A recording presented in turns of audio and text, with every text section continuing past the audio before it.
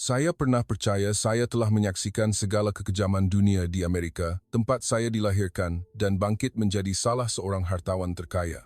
Gelandangan memenuhi jalanan San Francisco, kawasan sementara yang usang di bawah panas dan hujan. Tangan menggeletar memohon wang shilling setiap pagi di New York. Di bawah teduhan stesen kereta api bawah tanah, bayang-bayang manusia meringkuk dalam selimut koyak rabak, duduk kaku bagai patung batu yang dilupakan. Itulah harga kebebasan.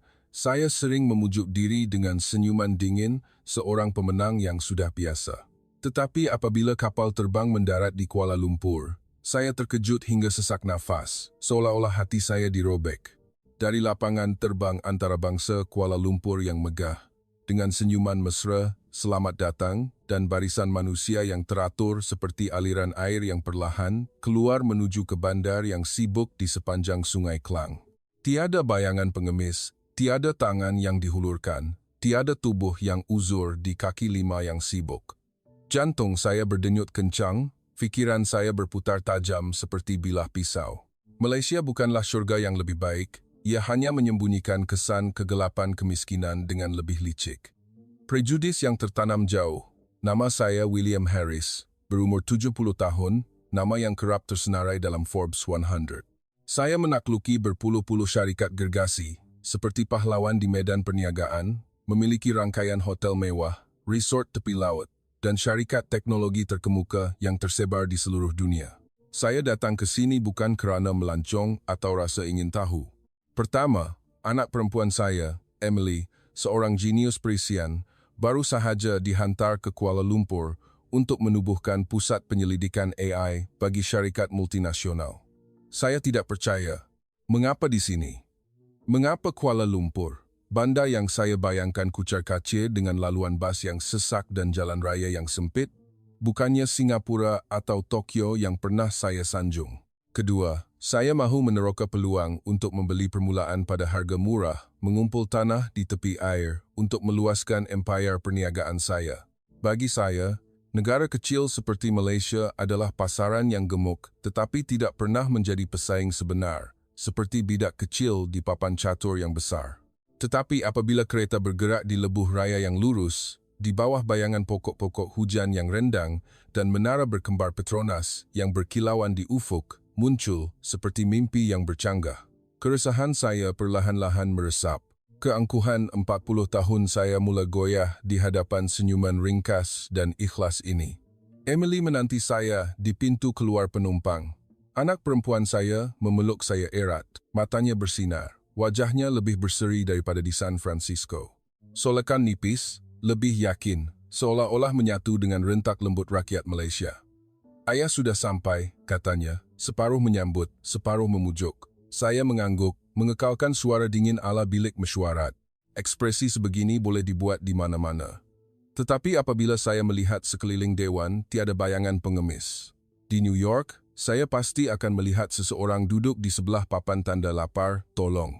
Di sini, dewan menunggu licin, hanya ada keluarga, pelancong menunggu bagasi. Melangkah keluar, haba Julai membakar konkrit. Teksi beratur kemas, nama kereta jelas terpapar pada skrin. Pemandu memakai baju polo, menyambut dan membuka pintu. Selamat datang ke Kuala Lumpur, Tuan. Saya tersentak, seperti terpijak sesuatu. Saya sudah biasa, dengan rasa tidak sabar di Manhattan di mana pemandu memeriksa bagasi sebelum bertanya destinasi. Kereta bergerak, penghawa dingin meniup bau melati yang lembut. Pemandu berbual dengan Emily tentang promosi aplikasi Grab. Saya mencebik, mengerutkan dahi. Aplikasi ada di sini, tetapi saya belum melihat sesiapa pun menghulurkan tangan meminta di tempat letak kereta. Di JFK, saya biasa dengan imej orang berdiri rapat di pintu, memegang cawan Starbucks lama. Kereta meluncur di lebuh raya yang luas. Pokok-pokok hujan berbaris lurus, papan tanda jelas. Tiada sampah, tiada kawasan setinggan yang saya bayangkan. Saya mula merasa jengkel, ingin mencari keretakan. Di mana gelandangan, di mana pengemis. Saya merenung, keluar tingkap seperti pemburu mencari mangsa. Tetapi yang saya lihat hanyalah sekumpulan pelajar menunggang basikal, pasangan suami istri berjalan berpegangan tangan, kafe di tepi jalan dipenuhi pelanggan muda ketawa riang. Kereta membelok ke Jalan Ampang. Menara berkembar Petronas terpacak megah, berkilauan memantulkan cahaya petang. Saya mengira keuntungan dalam hati, tabiat yang biasa, tetapi imej pertama yang muncul ialah seorang nenek membawa cucu melintas jalan. Pemandu berhenti. Nenek itu melambai terima kasih, mata penuh belas kasihan. Saya mengetatkan lengan, enggan mengakui. Pangsapuri Emily terletak di bangunan tinggi di tepi air. Lantai kayu berkilat, cahaya semula jadi memancar melalui tingkap besar. Dari balkoni, saya melihat pemandangan seluruh bandar, menara KL, dataran bandar, lautan kabus jauh. Perabot ringkas, moden. TV tergantung di dinding, Netflix terbuka. Emily tersenyum. Saya sewa di sini dengan harga hanya 1/3 daripada Singapura, ayah. Saya berjalan memeriksa bilik, mengusap tepi meja. Hati saya berdebar aneh. Di penthouse Manhattan saya hanya melihat ke bawah ke arah kekejaman. Di sini, saya mendengar suara kanak-kanak memanggil di bawah jalan, angin dari sungai membawa bau teratai air, bunyi bot ekor panjang jauh dan dekat seperti lagu Dodoi. Saya terduduk di sofa, cuba berpegang pada keangkuhan. Saya perlu mencari bukti. Malaysia tidak mungkin seindah dan teratur ini. Kebenaran mesti tersembunyi di suatu tempat. Apabila Emily mengajak saya makan nasi lemak di lorong kecil, saya mengangguk, separuh mengikut kehendak anak, separuh lagi mengintai. Sebelum keluar, saya melihat bandar di luar tingkap. Matahari terbenam melintasi langit, lampu dari menara berkelip jauh seperti bintang yang sesat. Saya mengerutkan dahi. Jika ini kebenaran, mungkin hidup saya telah tersilap selama ini. Tengah hari itu, Emily menarik saya ke lorong, tidak jauh dari jalan utama. Anak perempuan saya teruja, ayah mesti cuba nasi lemak cara KL. Murah, tapi rasa tak ada tandingan. Saya mengangkat sudut bibir. Biasa dengan restoran 5 bintang, alas meja putih, hidangan berharga $1,000. Bagaimana restoran di lorong Malaysia boleh mengejutkan saya? Tetapi apabila saya melangkah masuk, saya tersentak seperti terpaku. Ruang yang terang, meja kayu tersusun rapi, pasu orkid tergantung di hadapan pintu. Tiada bau hapak yang saya bayangkan. Pelayan muda dan pemuda menyambut, mata jernih, berbeza dengan pandangan kosong gelandangan di San Francisco. Di sana, mereka duduk menghalang pintu kedai, papan tanda kertas lapar, tolong. Di sini, tiada seorang pun. Kaki 5 bersih, hanya ada basikal pelajar yang diparkir, ketawa riang. Saya sedikit kecewa. Bukti yang dinanti-nantikan hilang. Pelayan mengangkat semangkuk nasi lemak panas. Wap berkepul-kepul, bau sambal manis pedas, kacang tanah goreng ranggup, hirisan timun hijau segar. Saya mengambil sudu, mencuba suapan pertama.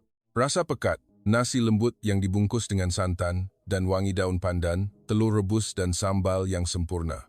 Setiap suapan membuat saya terhenti. Jantung berdegup kencang. Saya pernah membayar sedan pun untuk pasta di Manhattan, tetapi tidak pernah meninggalkan rasa yang begitu mendalam. Emily tersenyum nakal. Saya sudah cakap, ayah. Di sini, nilai sesuatu tidak diukur dengan wang.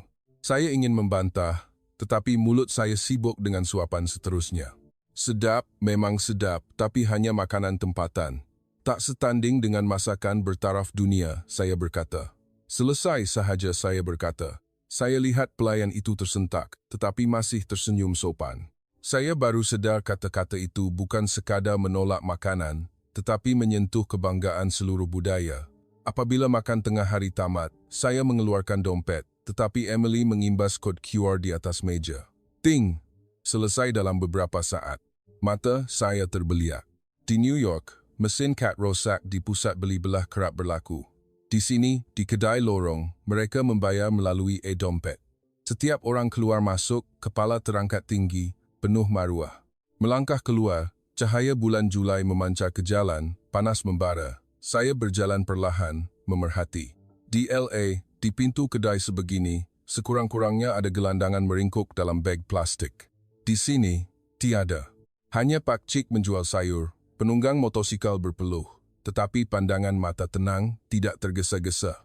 Jangan percaya lagi, suara dalam hati saya berbisik, mungkin mereka menyembunyikan orang miskin di suatu tempat. Tetapi jauh di lubuk hati, suara lain berbisik. Atau, adakah kebenaran berbeza? Lewat petang, Emily mengajak saya ke tepi bandar.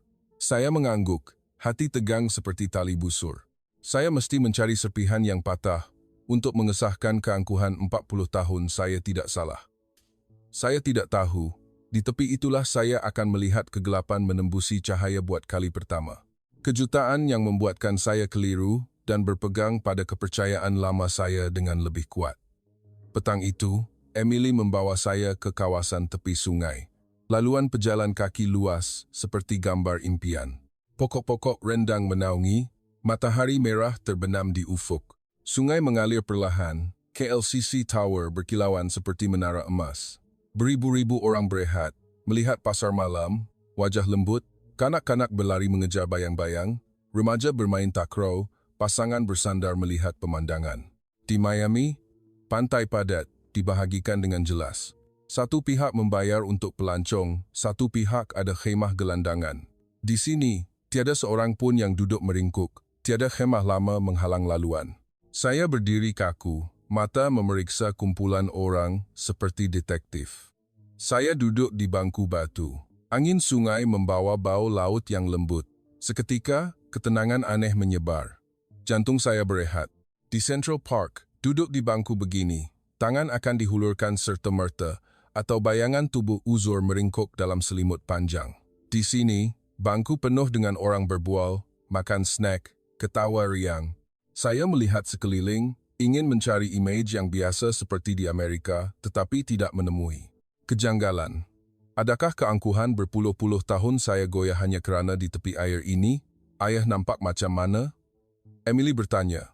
Matanya bersinar seperti bintang. Saya menjawab dengan cepat, seolah-olah menepis kelemahan dalam hati, cantik, tapi mungkin hanya luaran. Anak perempuan saya tersenyum, tidak membantah, tahu saya memerlukan bukti sebelum mengakui.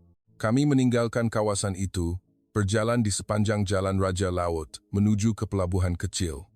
Langit gelap, lampu berkelip, cahaya memantul di sungai menjadi garisan emas yang panjang. Di kedua-dua belah tepi air, kedai-kedai sibuk. Bunyi musik Melayu berkumandang. Orang memanggil antara satu sama lain. Kereta beca beratur seperti nadi bandar.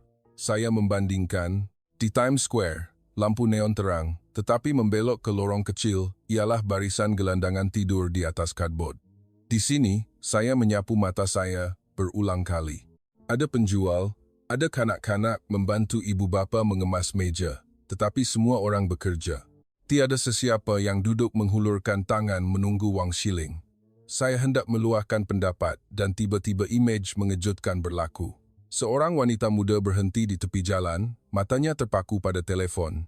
Dari belakang, seorang pemuda menunggang motosikal memecut laju.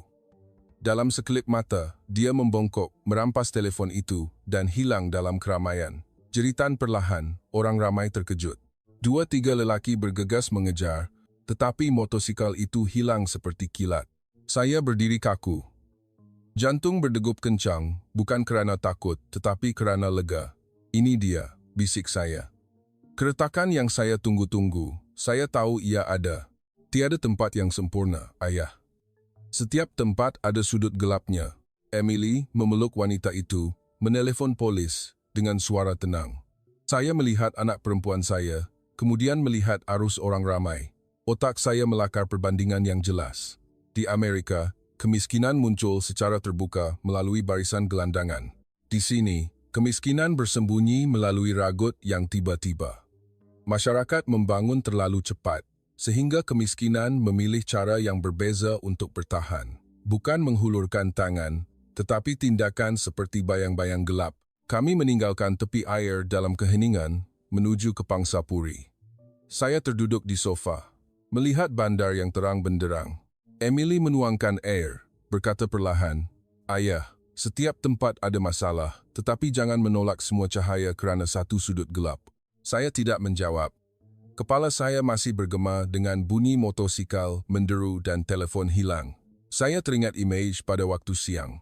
Lapangan terbang moden, Pangsapuri selesa, tepi air yang sibuk tanpa pengemis. Kemudian, ragut itu datang, memukul keretakan itu. Saya mencengkam lengan kerusi dengan kuat, cuba berpegang pada keangkuhan. Di sebalik cahaya, pasti ada kegelapan. Malaysia tidak berbeza. Malam itu, Emily mengajak saya ke bar atas bumbung di Hotel Pusat Bandar. Saya mengerutkan dahi, biasa minum di bar atas bumbung New York, Las Vegas. Koktel berharga seperti hidangan mewah. Saya tidak percaya Kuala Lumpur tepi air boleh membuat saya terkejut. Lift naik perlahan. Angin malam bertiup sejuk, diiringi musik elektronik yang kuat. Pintu terbuka. Bandar terbentang di hadapan. Sungai Klang berkilauan. KLCC Tower melengkung seperti naga emas. Jauh di sana, laut gelap dihiasi cahaya dari kapal. Saya menahan nafas.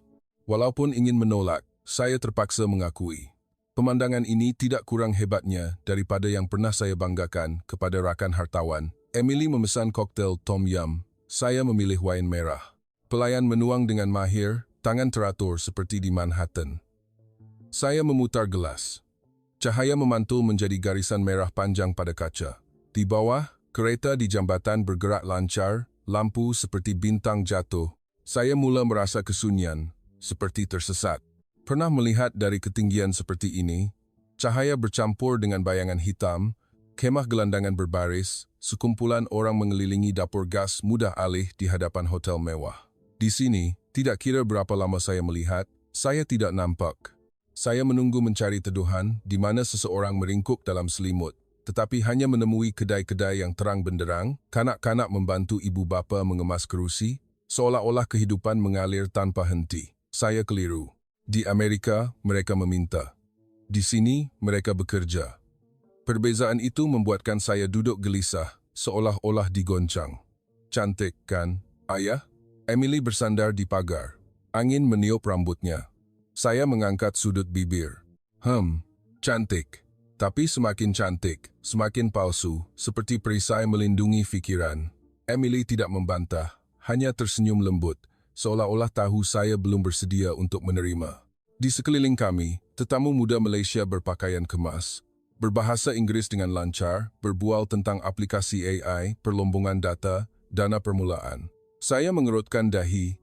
Saya fikir rakyat Malaysia biasa dengan pekerjaan murah. Tetapi di sini, di bar tinggi ini, mereka berbincang tentang teknologi bertaraf dunia. Jantung saya berdetak dengan soalan yang menjengkelkan. Adakah saya salah pandang? Atau adakah ini hanya topeng untuk yang bernasib baik? Saya menghabiskan segelas wine, melihat bandar yang terang benderang seperti api unggun. Seketika, saya rasa berdiri di atas kaca lut sinar. Cahaya indah terbentang luas, tetapi di bawah kaki adalah jurang gelap yang menunggu untuk menelan. Saya tahu, hanya dengan tersilap langkah, kegelapan akan muncul seperti ragut petang tadi. Emily menyentuh bahu saya. Esok, saya mahu bawa ayah melawat keluarga biasa. Bukan bar, bukan pangsa puri tinggi. Di sana, ayah akan nampak sudut Malaysia yang lain. Saya ketawa sinis. Bagaimana rumah kecil boleh mengubah pandangan ayah? Terlalu naif? Anak perempuan saya tidak menjawab, hanya melihat saya lurus. Mata tersenyum tenang seperti air yang tenang. Lift membawa kami turun. Musik pudar, tinggal angin malam bertiup di kolar baju. Melangkah ke jalan, saya mendongak melihat bangunan yang terang benderang, bertanya kepada diri sendiri, di sebalik lampu ini, adakah sesiapa yang menggeletar mencari tempat tidur? Tidak nampak, tidak bermakna, tiada. Fikiran itu melekat, seperti ubat penahan sakit yang menghakis. Malam Kuala Lumpur terang benderang, tetapi dalam hati saya, bayangan gelap masih belum hilang. Saya sudah biasa dengan restoran berbintang Michelin, alas meja putih yang menakutkan, gelas wine yang diletakkan. Tetapi malam ini, Emily membawa saya ke lorong kecil di kawasan Bangsar, tidak jauh dari jambatan. Laluan hanya cukup untuk dua motosikal berselisih. Di kedua-dua belah, rumah 3 tingkat berbaris kemas, pintu terbuka luas. Bunyi periuk berlaga kering seperti nafas seluruh komuniti yang perlahan tetapi berterusan. Saya melangkah menaiki tangga rumah berwarna hijau pucat. Bau tom yum udang masam pedas tercium sebelum sapaan. Assalamualaikum, silalah masuk, Tuan. Seorang lelaki menghulurkan tangan yang kasar, seperti tangan nelayan. Dia Abang Samad, bekerja di pelabuhan Sungai Klang. Ibunya sedang memotong sayur. 2 anaknya membasuh tangan, ketawa riang seperti burung pagi. Saya berdiri kaku, malu di hadapan timbunan selipar yang tersusun di hadapan pintu. Emily memberi isyarat. Saya menanggalkan kasut, memakai selipar yang sesuai, seolah-olah sudah lama menunggu saya. Makan malam dihidangkan di atas meja kayu ringkas. Semangkuk sup yang merah, sepinggan nasi lemak yang harum, semangkuk rojak yang rangup, sup masam panas. Setiap hidangan seperti cerita pendek. Saya biasa dengan rasa mentega, sos yang kompleks dari makanan mewah. Di sini, ia ringkas tetapi pekat. Aneh, seperti keikhlasan yang meresap jauh. Saya menyepit udang, rasa manis masam membelai lidah. Tiba-tiba, saya makan terlalu cepat. Ibu Abang Samad tersenyum lembut. Makan perlahan-lahan, Tuan. Biar puas. Saya mengangguk, malu seperti pelajar yang ditegur. Semasa makan, saya melihat sekeliling. Tiada sesiapa yang merayau di hadapan pintu. Di Manhattan, restoran saya perlu mengupah pengawal untuk menghalang gelandangan meminta wang daripada tetamu. Di sini, lorong sempit, rumah rapat, tetapi hanya terdengar bunyi pinggan mangkuk panggilan. Saya sudah berjalan beberapa hari, jarang nampak pengemis, saya terlepas cakap, mengikut tabiat menyiasat. Abang Samad menyipit udang untuk saya. Kadang-kadang ada yang susah, Tuan, tapi jiran-jiran di sini tahu. Siapa yang kurang, kami tolong. Tak ada siapa yang perlu keluar di jalanan menghulurkan tangan, katanya perlahan, seperti perkara biasa. Tetapi kata-kata itu berat. Hati saya terpukul. Dunia biasa saya ialah, itu pilihan pribadi, kebebasan, jadi Anda perlu bertanggung jawab sendiri. Ibu Abang Samad meletakkan semangkuk sambal baru. Suara lembut, kebebasan itu bagus, tetapi bila lapar, seseorang itu perlu merangkak. Di sini, kami tak biarkan sesiapa merangkak sendirian. Bukan falsafah, hanya cerita tentang nasi, tetapi kata-kata itu menusuk sudut gelap yang telah saya lindungi selama bertahun-tahun. Selepas itu, seorang jiran membawa sepinggan kuih muih. Hari ini suami dapat rezeki lebih. Makanlah sama-sama satu lorong. Dia tersenyum ceria seperti matahari petang.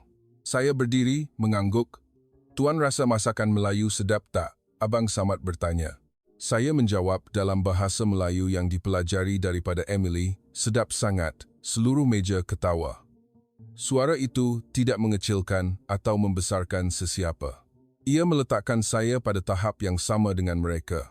Tetamu bukan dompet. Apabila nasi mengalir, perkara kecil diceritakan. Abang Samad bercerita tentang anak belajar berenang. Ibu bercerita tentang masih lagi membahagi nasi kepada jiran-jiran yang baru berpindah. Emily bertanya tentang pelabuhan baru. Saya bertanya tentang bas yang rosak. Setiap cerita seperti benang mengait orang ini dengan yang lain dengan erat. Saya melihat pintu sekali lagi. Masih tiada sesiapa yang duduk menghulurkan shilling. Jika di San Francisco, sebaik sahaja pintu kedai dibuka, bayangan kemiskinan akan muncul serta-merta. Di sini, orang ramai tidak menjadi bayangan, seolah-olah ada cahaya bersinar dari dalam. Saya mempunyai tabiat buruk.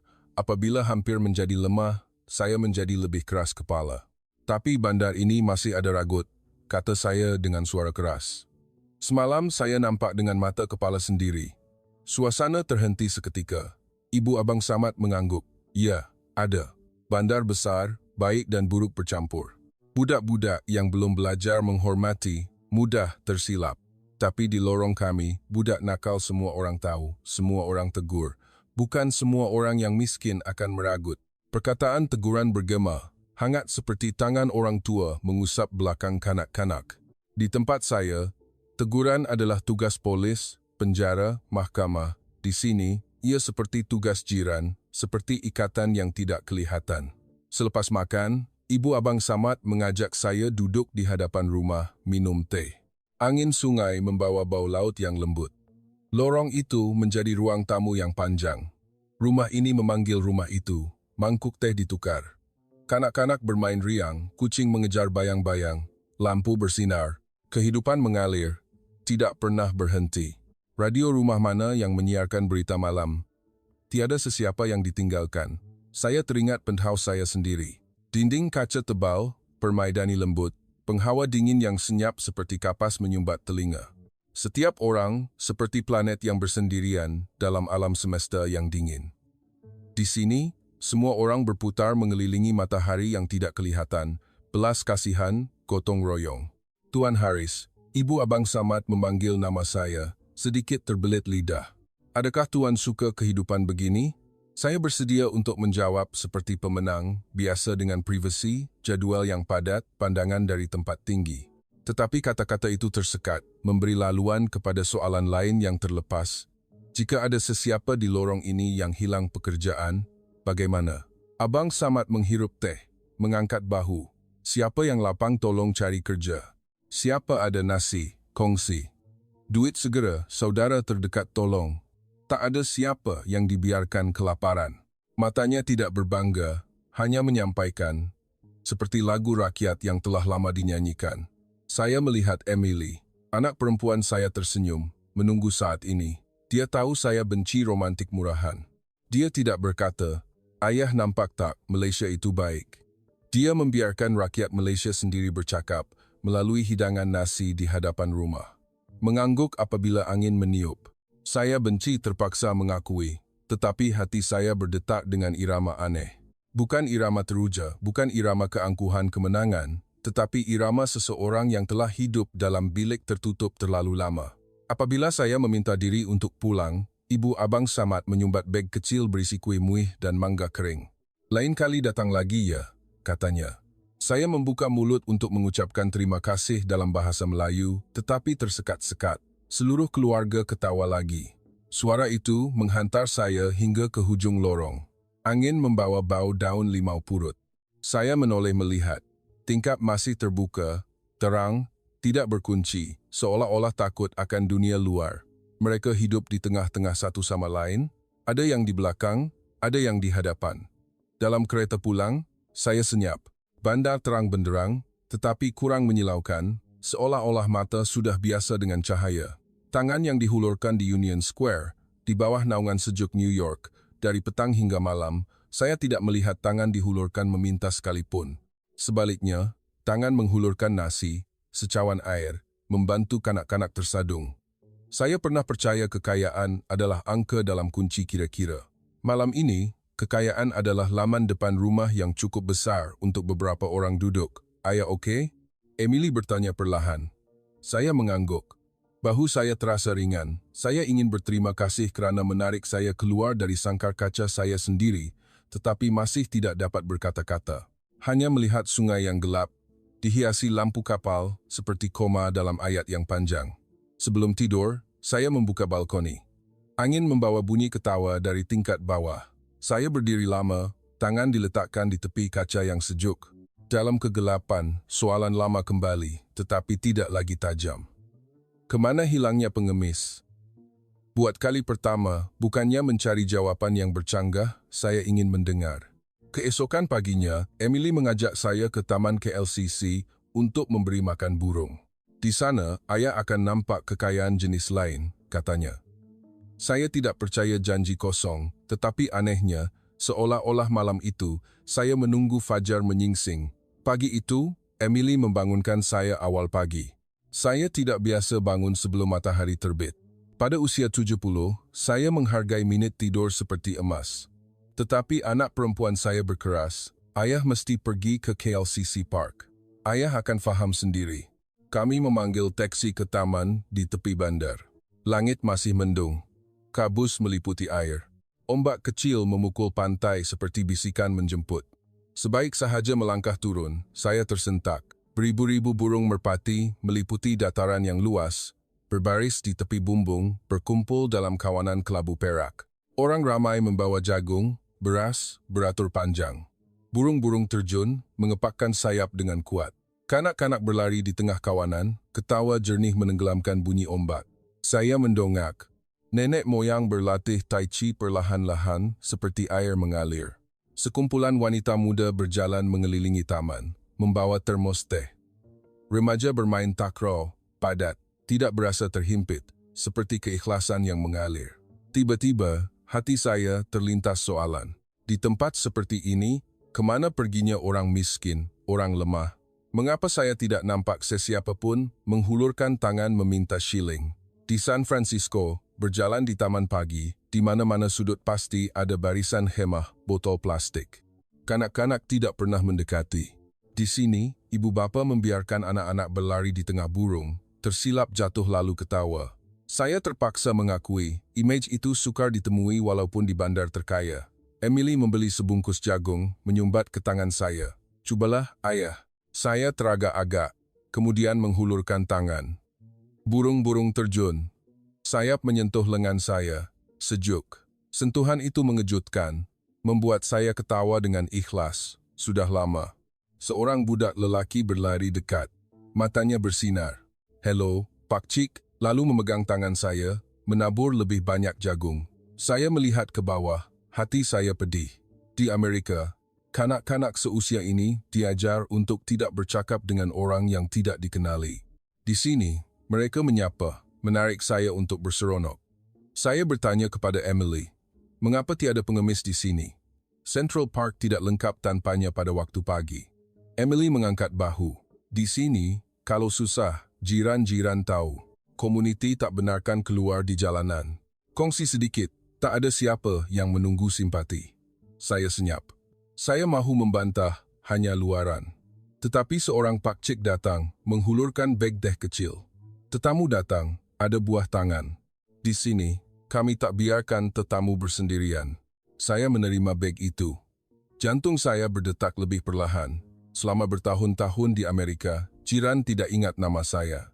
Hadiah adalah pajakan tanah. Di sini, beg teh kecil membuat saya rasa sebahagian, lebih bernilai daripada wain no isandoan di majlis perniagaan. Matahari naik tinggi. Kawanan burung bertaburan. Bunyi kereta jauh. Saya terduduk di bangku batu, melihat sungai berkilauan. Saya masih berpegang pada keangkuhan. Mesti ada orang miskin di suatu tempat yang belum saya lihat. Tetapi suara lain berbisik. Atau, adakah kemiskinan di sini telah menjadi tenaga kerja, perkongsian, ikatan? Saya terperangkap dalam lingkaran konflik yang aneh. Dalam perjalanan pulang, Emily berkata perlahan, "Ayah, saya tak harapkan ayah berubah serta-merta. Saya cuma nak ayah nampak kebenaran." Saya menoleh, tidak menjawab, tetapi keangkuhan dalam hati, saya buat kali pertama, tidak sekeras batu lagi. Ia retak sehelai demi sehelai, di bawah sayap burung dan ketawa jernih kanak-kanak. Petang itu, saya memutuskan untuk berjalan sendirian. Emily ada mesyuarat di pusat bandar. Dia menasihati saya untuk berehat, tetapi saya tidak mahu dipimpin lagi. Saya mesti menyiasat sendiri, mencari bukti untuk mengesahkan kebenaran. Bandar ini tidak mungkin semuanya berwarna merah jambu, daripada apa yang saya lihat selama beberapa hari. Saya berjalan di sepanjang jalan tepi sungai yang luas. Matahari condong, menyinari warna oranye pada bangunan hotel tinggi dan pokok palma yang melambai. Bunyi ombak sebati. Bunyi hon mencipta irama yang aneh. Saya menjeling ke lorong-lorong kecil.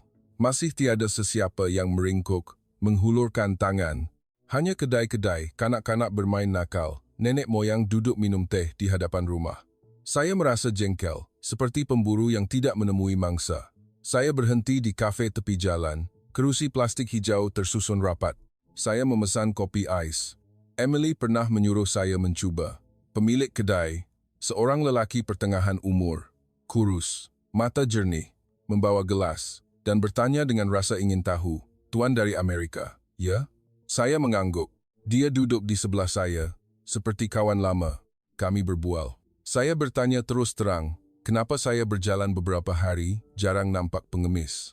Di tempat saya, taman awam atau stesen kereta api penuh dengan gelandangan. Dia tersenyum sedih.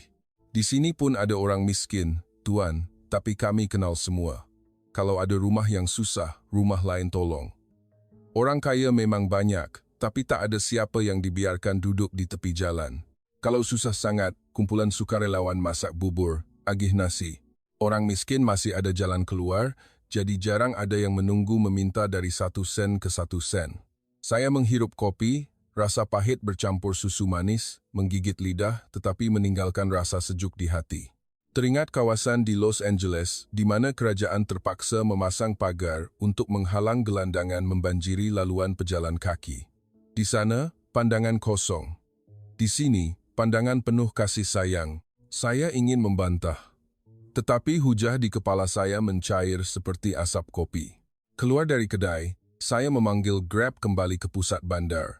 Pemandu, seorang lelaki berusia 40-an, kurus, tersenyum sopan. Dia tahu saya orang Amerika. Dia teruja.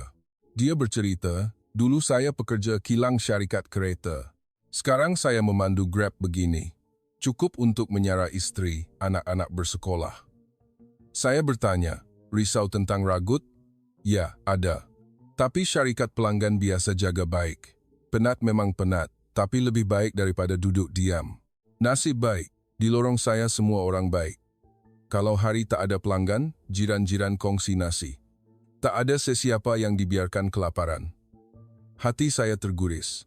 Dalam kepala saya, kemiskinan dikaitkan dengan pengabaian. Di sini, kemiskinan dikaitkan dengan tangan yang dihulurkan dari sisi, seperti ikatan. Kereta berhenti. Saya berjalan terus, melalui persimpangan kecil. Seorang pelajar wanita memakai baju pekerja kafe, berdiri mengelap papan tanda kedai. Melihat saya kelihatan janggal, dia tersenyum, menyapa.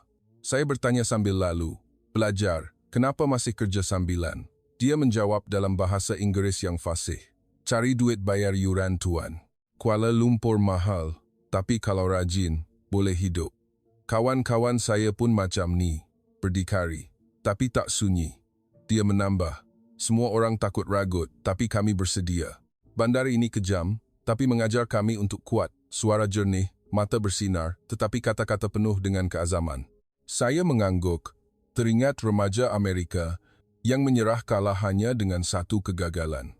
Di sini, mereka melihat kegagalan sebagai pelajaran, seperti teratai terapung di air. Malam menjelang, saya terduduk di kerusi plastik di luar kedai. Menghirup kopi ais, hanya 5 roman. Pemilik kedai bercerita, "Dulu, jiran sakit teruk. Masyarakat tolong cari duit hospital. Hilang kerja, jiran-jiran bergilir-gilir buat nasi." Dia berkata, perlahan seperti nafas. "Di sini, jiran seperti keluarga. Jadi jarang nampak pengemis di tepi jalan." Buat kali pertama, jawaban muncul jelas, tidak perlu dihiasi. Malaysia mempunyai sedikit pengemis bukan kerana lebih kaya, tetapi kerana tidak meninggalkan satu sama lain. Kesedaran itu, seperti jarum tajam, menusuk titik terdalam hati saya. Titik yang keras setelah bertahun-tahun hidup dalam masyarakat yang meninggikan diri. Saya tahu saat di hadapan akan tiba, dan buat kali pertama dalam hidup, saya takut. Takut bahawa jika saya menerima, saya perlu merobohkan tembok keangkuhan yang dibina selama 40 tahun. Petang itu, Emily membawa saya ke lorong kecil di kawasan Bangsar. Laluan pejalan kaki berjubin cukup untuk 2 motosikal berselisih. Rumah berbaris rapat, pintu terbuka luas. Bunyi ketawa kanak-kanak nyaring, seperti paduan suara. Saya ragu-ragu, betul ke ini rumah kawan awak, bukan hotel mewah atau kondo tinggi? Emily mengangguk. "Ya, ayah.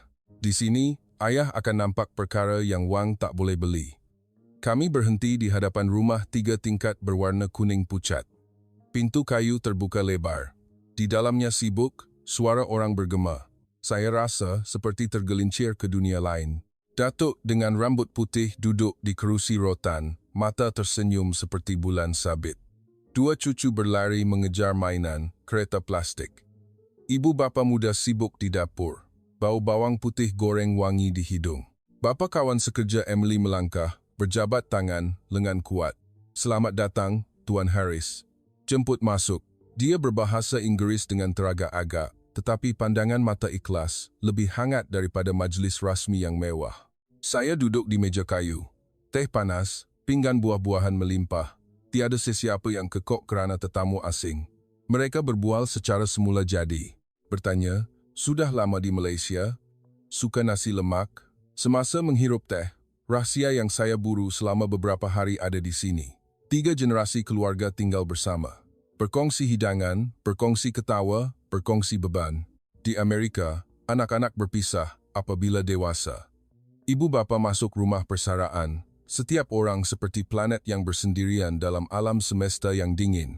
Di sini, mereka terikat seperti galaksi di sekitar pusat. Saya bertanya, kenapa tak berpisah untuk hidup lebih selesa? Bapa ketawa. Di sini, banyak rumah memilih untuk tinggal bersama. Nenek moyang jaga cucu, ibu bapa bekerja. Anak-anak rasa membesar dalam pelukan keluarga. Kurangkan beban, tak ada siapa yang ketinggalan. Datuk menambah perlahan, dulu susah sangat, jiran-jiran kongsi ubi kayu. Sekarang dah senang sikit, tapi kebiasaan itu masih ada. Tak ada siapa yang perlu keluar di jalanan. Kata-kata ringkas itu membuat saya rasa tertekan.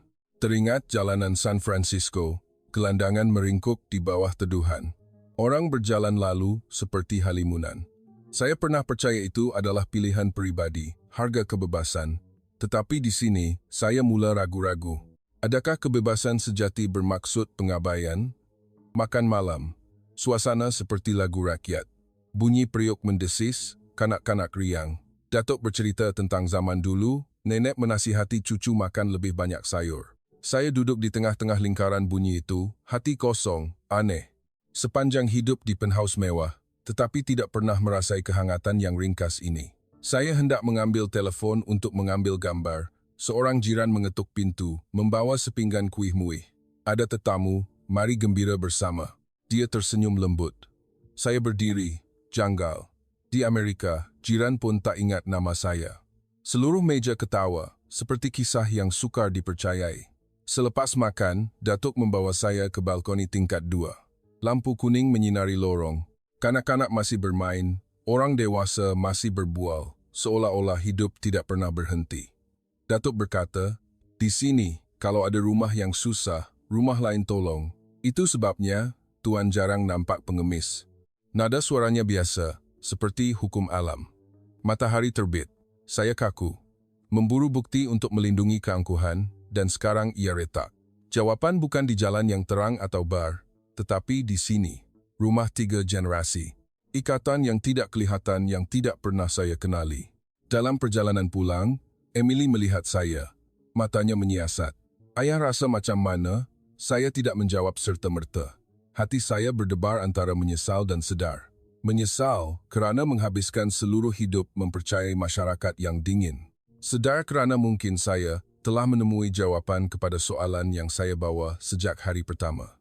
Mengapa Malaysia mempunyai lebih sedikit pengemis daripada Amerika? Malam itu, saya tidak dapat tidur. Pangsapuri Emily tingkat tinggi. Kacalut sinar melihat bandar Kuala Lumpur. Lampu kereta berterusan, bunyi hon jauh seperti nadi bandar yang tidak tidur. Saya terduduk di tepi tingkap. Gelas wain merah di atas meja. Cahaya memantul garisan merah panjang pada kaca. Teringat makan malam rumah 3 generasi. Kanak-kanak riang. Orang dewasa bercerita. Jiran mengetuk membawa kuih. Pandangan mata Datuk, jangan biarkan sesiapa keluar di jalanan. Kata-kata itu berlegar, memukul keangkuhan yang telah lama saya peluk. Di Amerika, kami memanggilnya kebebasan, kejayaan, meninggikan diri. Gagal, tanggung sendiri. Masyarakat menggalakkan persaingan, mencipta, tetapi mengabaikan yang lemah. Saya pernah percaya itu adalah model terbaik. Amerika sebagai kuasa besar mengesahkannya. Tetapi dari tingkap ini, melihat orang yang tenang di bawah cahaya kuning. Soalan tajam, adakah tamadun diukur dengan KDNK, teknologi, atau cara manusia melindungi satu sama lain daripada jatuh? Teringat jalanan San Francisco, hemah gelandangan seperti luka yang panjang, berjalan melepasi 1000 kali. Kadang-kadang mengelak, kadang-kadang membaling siling, untuk menenangkan hati. Tidak pernah terfikir untuk duduk mendengar cerita mereka. Saya memberitahu diri sendiri itu pilihan mereka. Tetapi apabila mendengar orang Malaysia berkata, tidak biarkan sesiapa duduk di tepi jalan, alasan itu kejam. Kepala saya berhujah. Suara yang biasa berbunyi, jangan bodoh, ini hanya luaran. Nanti kau akan nampak kegelapan. Jangan tinggalkan kepercayaan sepanjang hidup hanya kerana emosi seketika. Tetapi suara lain, lebih dalam, lebih sabar, berbisik, kamu sudah nampak. Mereka tidak sekaya Amerika, tetapi mereka tidak meninggalkan satu sama lain. Bukankah itu kekayaan jenis lain? Saya berdiri, membuka balkoni, angin sungai bertiup sejuk, bau masin laut jauh, KLCC Tower bersinar seperti menara emas, sungai melengkung. Teringat Abang Samad bercerita. Hilang kerja, masyarakat tolong nasi, tolong duit. Cuba bayangkan di New York, jiran membantu orang yang menganggur. Mustahil. Di sana, Mereka tidak ingat nama satu sama lain pun. Saya tiba-tiba teringat zaman kanak-kanak. Datuk pernah berjuang di Asia Tenggara, pulang dengan cerita gelap, trauma. Sepanjang zaman muda, saya memikul imej Malaysia yang mundur, dihina. Maklumat bercanggah. Dan sekarang, duduk di tengah bandar yang terang benderang, hati bergetar seperti melihat wajah yang berbeza di cermin. Emily pulang lewat, melihat saya terjaga. Duduk di sebelah saya, menghulurkan cawan teh panas, bukannya wine. Ayah dah nampak kan? Di sini tak sekaya Amerika, tapi ada kebahagiaan jenis lain. Saya tidak menjawab serta-merta. Melihat anak perempuan saya, teringat hari dia memutuskan untuk bekerja di Malaysia. Saya hampir marah. Nak duduk di rumah kayu ke? Sekarang, saya adalah orang yang belajar pelajaran terbesar dalam hidup. Saya mengeluh. Mungkin ayah salah, tapi susah nak terima. Sepanjang hidup percaya pada sistem. Kalau tinggalkan, apa yang tinggal? Emily memegang tangan saya, tersenyum. Ayah akan tinggal kebenaran. Dan kebenaran membebaskan, bukan mengurung. Kata-kata itu seperti tukul memukul saya. Saya terduduk lama. Hati bergelora dengan emosi tanpa nama. Separuh ingin mempertahankan tembok keangkuhan. Separuh ingin melepaskan, ringan seperti kanak-kanak ketawa di tengah kawanan burung pagi ini. Apabila saya bersandar untuk tidur, mata tertutup. Imej bertindih, tepi air yang sibuk, rumah 3 generasi, bunyi ketawa, taman KLCC, sayap burung mengepak. Tempat saya, ketawa melupakan diri sendiri. Saya faham, saya sedang berdiri di persimpangan penting. Pusing belakang, berpegang pada keangkuhan, atau melangkah maju, menyentuh kebenaran yang mungkin mengubah saya selama-lamanya. Hari terakhir di Kuala Lumpur. Saya duduk kaku di tepi tingkap Pangsapuri Emily. Bandar di bawah terang benderang. Kereta mengalir seperti sungai cahaya. Bunyi hon bergema. Angin sungai menembusi celah pintu. Saya rasa berdiri di persimpangan seluruh hidup. Teringat beberapa minggu. Lapangan terbang moden tidak kalah dengan LA. Semangkuk nasi lemak murah tetapi rasa lebih pekat daripada Michelin. Tepi air yang sibuk tanpa pengemis. Ragut yang membuat saya berpegang pada keangkuhan lama. Kemudian, hidangan nasi rumah 3 generasi, suara kanak-kanak, dan taman KLCC dengan kawanan burung yang ketawa seperti anak kecil. Saya datang dengan kepercayaan keluli. Tanah ini miskin, mundur, gelap, ingin membuktikan kepada anak perempuan bahawa dia bodoh memilih bekerja di sini. Tetapi setiap hari, setiap perincian, mengetuk tembok keangkuhan. Sekarang tembok itu pecah. Saya tidak berdiri di atasnya, tetapi terduduk di tengah serpihan, melihat kebenaran yang terang benderang. Malaysia mempunyai sedikit pengemis bukan kerana lebih kaya, tetapi kerana tidak meninggalkan satu sama lain, seperti akar pokok yang terikat erat. Saya menoleh. Emily sedang mengemas beg. Wajah tenang, suara saya serak, "Anakku, selepas ayah bersara, ayah akan kembali tinggal di sini untuk seketika." Emily tersentak. Mata terbeliak. Kemudian perlahan-lahan tersenyum lebar. Bukan senyuman kemenangan, tetapi senyuman orang yang melihat benih bercambah. Saya menyambung. Ayah menghabiskan seluruh hidup dalam masyarakat yang kaya, tetapi terlepas perkara penting, ikatan. Ayah mahu tinggal di tempat yang kekayaan bukan jumlah wang, tetapi ketawa kanak-kanak, hidangan keluarga, tangan jiran dihulurkan. Saya berhenti. Rasa tercekik, kemudian ketawa. Mungkin ayah dah terlambat, tapi lambat lebih baik daripada tidak pernah. Lewat petang, saya berjalan-jalan kali terakhir di tepi sungai Klang. Jambatan bersinar terang. Orang ramai sibuk. Saya terduduk di bangku batu perlahan-lahan. Melihat kanak-kanak berlari, pasangan berpegangan tangan, nenek moyang bermeditasi. Mendengar, bukan mencari bukti, tetapi mendengar irama kehidupan sejati. Buat kali pertama dalam bertahun-tahun, saya merasa tenang, seperti air yang tenang. Kapal terbang saya. Saya menoleh melihat luar tingkap. Lampu bandar semakin kecil, tetapi hati saya semakin cerah. Tahu bahawa ini bukan perpisahan, tetapi permulaan baru. Sepanjang hidup percaya kebebasan individu adalah kemuncak, tetapi Malaysia mengajar pelajaran lain. Kebebasan sejati bukan berjalan sendirian, tetapi berjalan bersama, tidak meninggalkan sesiapa di belakang. Jika ada yang bertanya mengapa hartawan Amerika memilih Malaysia untuk bersara, saya akan tersenyum. Kerana di sini, saya menemui apa yang hilang di Amerika, ikatan. Mungkin tiada siapa yang akan melupakan pandangan mata lelaki Amerika yang duduk kaku di hidangan nasi keluarga 3 generasi Malaysia.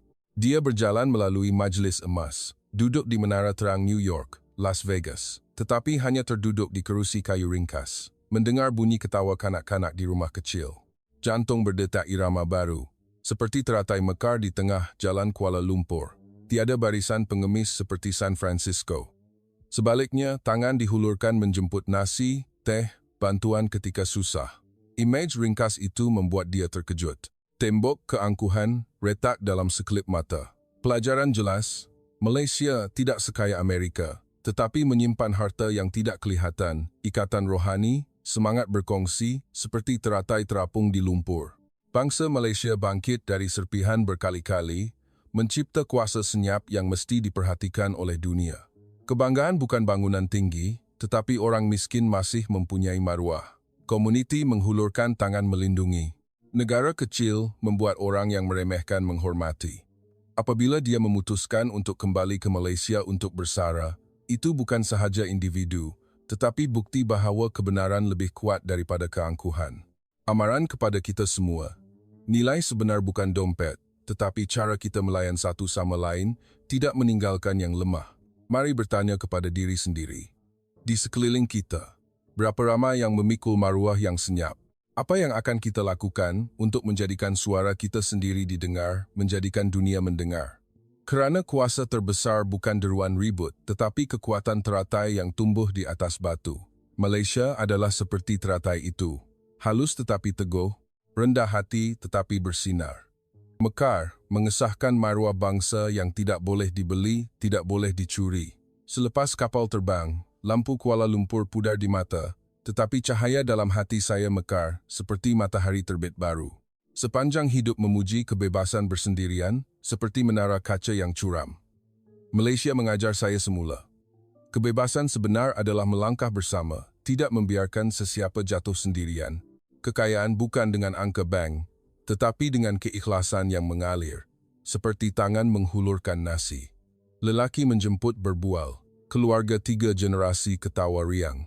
Saya, hartawan yang pernah memijak dunia dengan bilion dolar, menemui harta yang tidak kelihatan, komuniti yang tidak meninggalkan satu sama lain, seperti akar teratai yang tumbuh di lumpur. Bangsa Malaysia kuat seperti KLCC Tower, berdiri teguh di air yang deras. Belas kasihan, hormat mengalir sejuk, mencipta kuasa senyap yang mesti diperhatikan oleh dunia. Dari serpihan berkali-kali, Anda bangkit dengan kelembutan, senyuman lembut, bukan bangunan tinggi yang berkilauan, tetapi maruah orang miskin masih tinggi. Pelajaran ini membentuk saya semula.